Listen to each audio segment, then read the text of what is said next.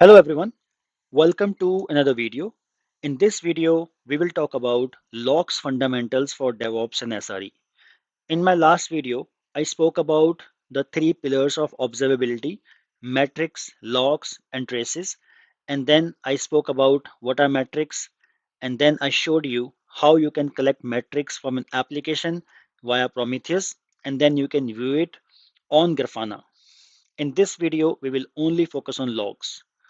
So let's understand what are logs. So logs are simple text messages generated by an application or a system while it is running. So if I give you some example, suppose you are logging into a Linux machine. It can be an EC2 instance or it can be any virtual machine. When you log in, a log entry is made on that system just to capture all the activity, all the events that are happening on that particular system. In this case, a user has simply SSH'd into a Linux machine and your system is going to capture that log automatically. So this is one of the most easiest examples. Apart from that, there are other examples as well, like your application has started, or once again user has logged into a server, or some payment was successfully made, or if your application is facing some issues like database connection failed, or API request received, or some other application error. All these different activities and events are captured on these different applications, systems, and servers. Why these logs are important? Logs are going to help engineers understand exactly what happened inside an application. So you can say that whatever activities that has happened in the past, if you face any issues on your application, you can always look for the historical logs to identify the issue and troubleshoot it as well. So if something goes wrong, logs are going to provide you the detailed information you require to investigate a particular problem or an issue. So instead of guessing the cause, engineers can read the logs. They can identify the exact root cause much faster. Now, some people, especially when they start learning about the three pillars of observability, they get confused between the difference between metrics and logs. Some people think it's the same thing, but it is not. A simple way to remember the difference is metrics tell us that something is wrong. Logs is going to tell you what actually happened and why something is wrong. So this is the relation between metrics and logs, but they have their own significance. Okay, so if I just want to explain it with an example, so suppose you are watching a metric on a dashboard panel for an EC2 instance, which is for CPU usage. So your CPU usage of an EC2 instance, it reaches 95%. So whenever the CPU usage it reaches 95%, you will assume that something is not right on that system. Okay, the question would be, why is CPU high? So if you want to see the reason of this CPU usage going up to 95%, you are going to check the logs. Okay, and most likely on the logs you will see something like database timeout issues or application exception errors. You can also see a memory allocation failed. So these are some of the reasons by which your CPU usage on an EC2 instance can reach up to 95%, which is unusually high. Okay, so this is the metric which is going to show that something is wrong. But what exactly is wrong? You want to find out the root cause, then you're going to look for the logs to identify why my CPU has reached 95% on a particular server. So now if I talk about why companies want to collect the logs, because we are talking about logs aggregation here, because in a company where you're working, you will have hundreds or thousands of applications which are generating thousands of logs, and you want to capture all of them in case you need to see anything that has happened in the past to identify a particular issue. So in those cases, you need those logs. So uh, modern companies, they run hundreds or even thousands of applications. It is impossible to log into every server and manually check the log files.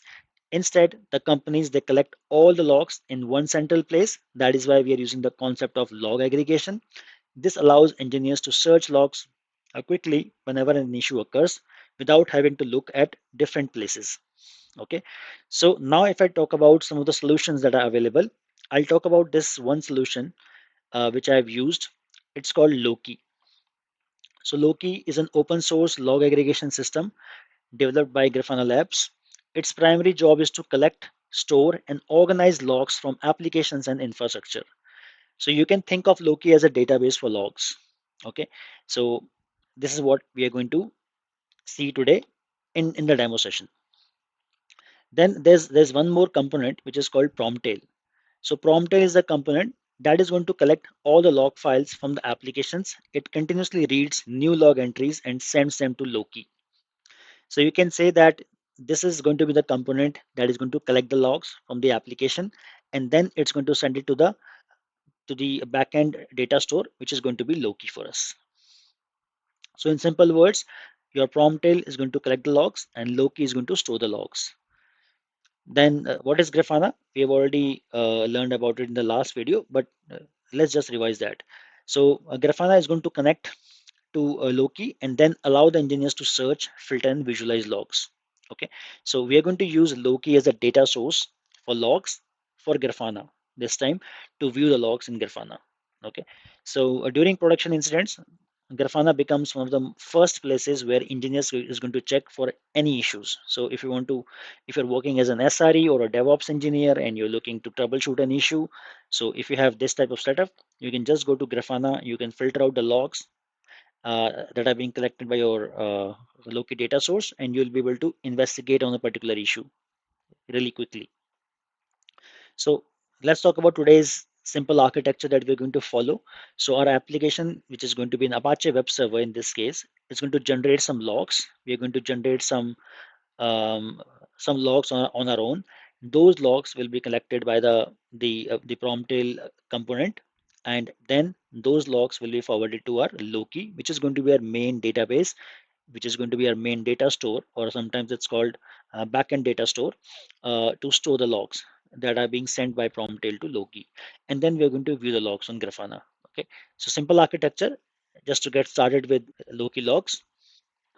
So one more thing I would like to mention here is we do not need C advisor here, which we use to collect metrics, because by default, when we have Docker containers running, so all the logs are being generated and they are stored on Linux host.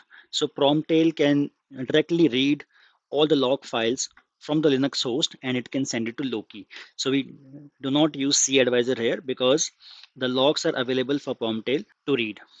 Okay, so this is the difference between using a C advisor for metrics and using Promtail and Loki configuration here. This is about the theoretical part. Now let's get started with the demo part. So I'm using an AWS EC2 instance. Let me show you this. It's using Ubuntu AMI given by AWS. I'm logged into the instance and I've installed a Docker here because I'll be using Docker containers to do this demo. So I've already installed a Docker. Okay, and I have a script here which I'm going to run to install all the components. So before I do that, let me talk about this entire script, what exactly it's doing. So step number one is the script is going to create a Docker network, as you can see, so that all the containers, they can communicate with each other using their container names instead of IP addresses. Okay, so this is where it's going to do that. Next, it's going to create a basic Loki configuration file and start the Loki container. So Loki is responsible for collecting and storing application logs here for us. Okay. So after that, the script is going to create a Promtail configuration file, as you can see here, this one. So Promtail is going to continuously read all the log files generated by our Docker containers and send those logs to Loki. Okay, this is what the job of Promtail is. Then the script is going to create a Grafana provisioning file, which automatically is going to configure Loki as a default data source for our Grafana. So this means we don't have to manually add the data source after logging into Grafana. Okay, so all that has been automated in the script itself. So we don't have to do anything there. You can see everything. This is where we are setting the Grafana data source. Okay, we are starting Grafana and we're using the same Grafana provisioning file that we've created in the last step, and we are starting it and we are adding Loki also as a data source. Okay, so it's a simple setup. We are using multiple components. Let me come out of it now. So I've already run this script. You can also run it. Just ensure that you've added the permissions. So I did chmod plus x script.sh. Okay, and then you can just run the script like this. And after that, after running the script,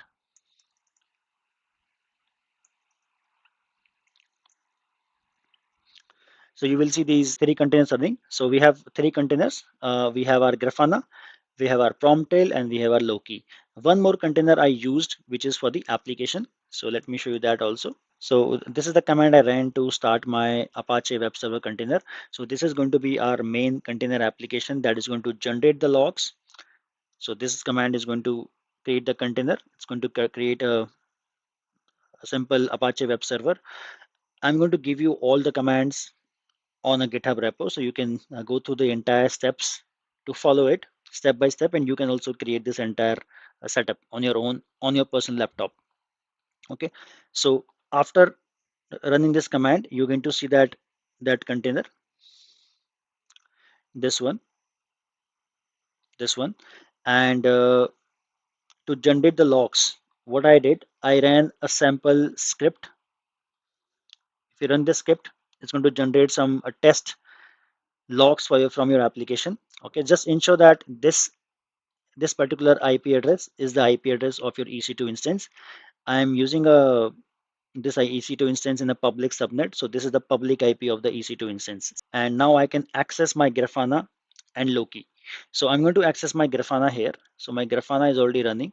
As you can see, Grafana is already running, and it has automatically picked up the Loki data source because we've already configured it in the configuration file.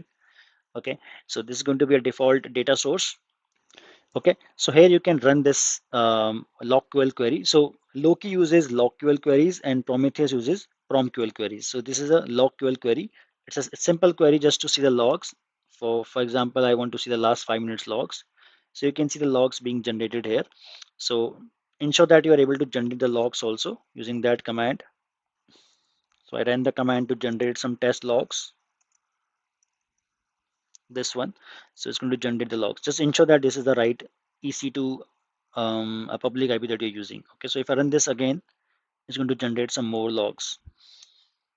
Okay, it will keep on running in loop, and it's going to generate the logs that we need to see on our Grafana instance using Loki data source. It means that our Loki is able to collect the logs. You can actually see it. For example, I do for the last 1 minute, you will see the logs coming in. Okay, so these are all coming from this script that I'm running to generate the test logs. So this is how you can set up a simple Loki data source in Grafana, and you can create one container application which is going to generate the logs, and you can see everything here. If you have configured everything correctly in your script, in the configuration files of these components, you will be able to see the logs. Okay, so this is like a very good way to get started with this.